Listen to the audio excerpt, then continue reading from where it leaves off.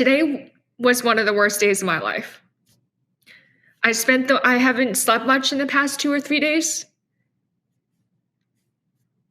And some people might think that I'm exaggerating or whatever, but I spent the majority of my day, and you could see it because in the interview with David, I was sprawled on my bedroom floor in my pajamas. I was wrong to criticize Trump, but I am not a traitor of my country. Honestly, I'd rather you call me a cunt than a traitor.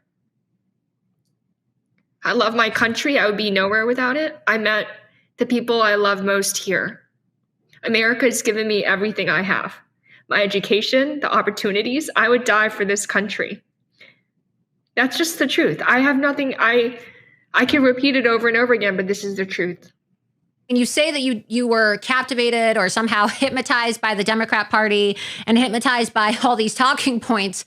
But at what point in time does there have to be some level of accountability? I mean, you ran for Congress and you're bragging about how you raised money. Why should anybody take you seriously going forward as a political commentator when you've lived majority of your life not thinking for yourself? I thought I was thinking for you. I went to a very extremely liberal university right as Obama was elected in 2008. I was there my freshman year. He got elected president for the first time. We were captivated by the hope and change era. I even just got an email today from one of my former classmates saying, like, I understand where you're coming from. All the Republicans were in hiding at school because it was reprehensible to be a Republican. My university was a liberal bastion, and I ended up living in the city of Philadelphia, where the voter registration is 1 to 7 or 1 to 8. I don't know which one it is. For me, being a Republican wasn't even an option until my hand was forced. I counted myself as a conservative Democrat, as a moderate Democrat. I went to war with the Bernie bros 5 years ago. That's how I initially became that was my public debut almost, going to war with the leftists, saying I would never vote for Bernie Sanders. I have a record for going after leftists. That's why I supported Joe Biden, because he was the best option for me, but then he pulled a bait and switch. He ran as a moderate, as this like Joe, Scranton Joe, blue collar guy. That's what I supported. I did not support the woke trans insanity. And I never did I support. You could go through my tweets, and Lori, I'm sure you read all of them at this point, right? You never saw me saying once that I support the trans nonsense, right? No, but what I did see is that you said that for years you knew that Joe Biden was not running the show, but you continued to support him. Why did you continue to enable Joe Biden? I did what I could. Laura, I did what I could given the constraints. It's so hard to come out of the cult. I paid such a heavy price. I've lost all of my friends. Do you see that? I've lost all my friends. I have one friend left.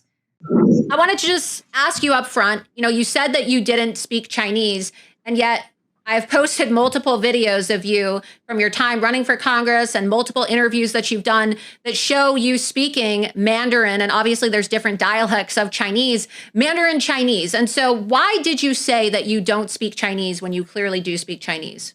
I think I said, thank you for inviting me, or thank you for having me, in Chinese. And the rest, 99% of what I said was English. You could tell how deeply uncomfortable I was. My Chinese is at a rudimentary level. If you think a kindergarten level of Chinese is speaking Chinese, then fine. But honestly, my inability to speak Chinese has become a running family joke.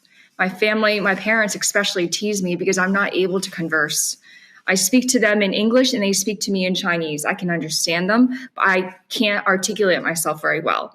It's basically Chinglish, and it's really, really bad. So, Laura, I stand by my statement. I'm not able to have a fluent conversation. I learned my lesson today. What I should have said is, I speak shitty Chinese.